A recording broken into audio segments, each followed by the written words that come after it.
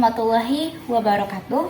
Perkenalkan, nama saya Intan Artika dengan NIM 2403060017 kelas PTNB dari Fakultas Pertanian, Program Studi Peternakan Universitas Sumatera Utara dengan dosen pengampu Ibu Insinyur Tati Vidya Nasari, SPTMP IPM, mata kuliah Biokimia. Baik, di sini saya akan menjelaskan metabolisme lipid yang terkait dengan degradasi lipid dan oksidasi asam lemak serta biosintesis lipid. Nah, baik, di sini saya akan menjelaskan degradasi lipid dan oksidasi asam lemak terlebih dahulu.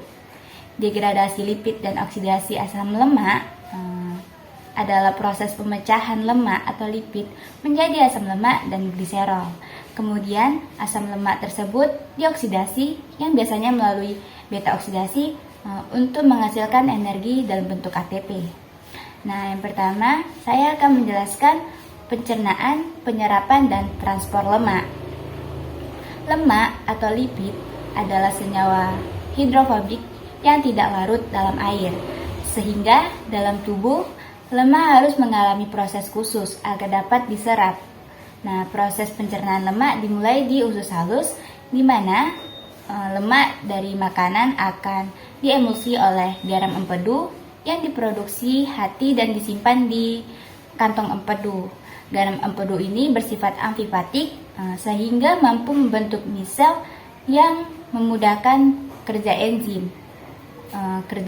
lipase pankreas. Nah, bahan bakunya yaitu trigliserida dari makanan. Nah, enzim yang berperan yaitu yang pertama lipase pankreas, yang kedua lipase lambung, dan yang ketiga kolipase.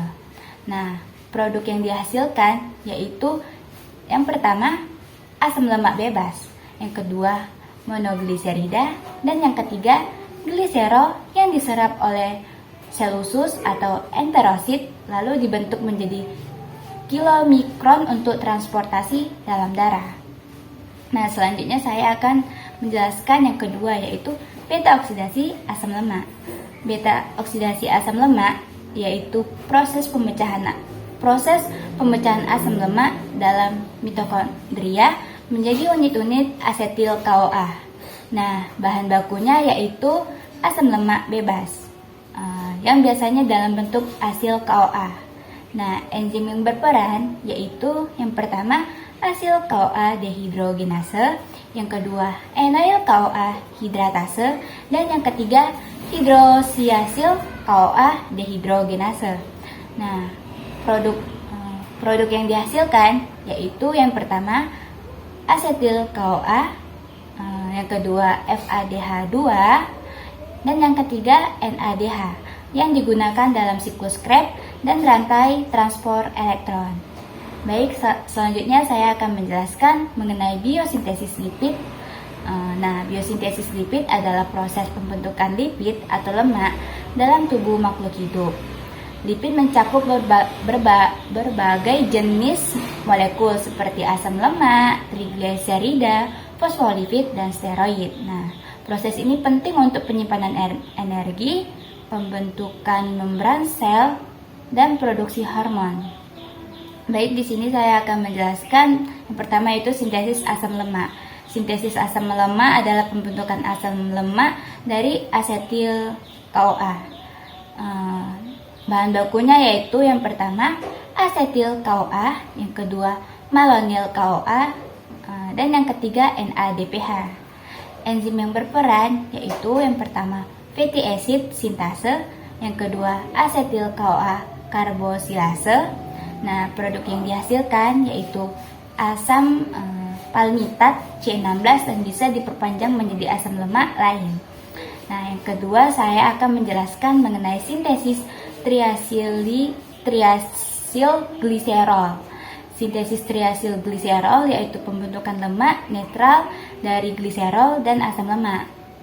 Bahan bakunya yaitu gliserol 3-fosfat dan asam lemak atau dalam bentuk asil CoA. Enzim yang berperan yaitu asil transferase. Produk yang dihasilkan yaitu triasilgliserol atau lemak netral yang disimpan di jaringan adiposa. Selanjutnya saya akan menjelaskan yang ketiga, yaitu sintesis fosfolipid.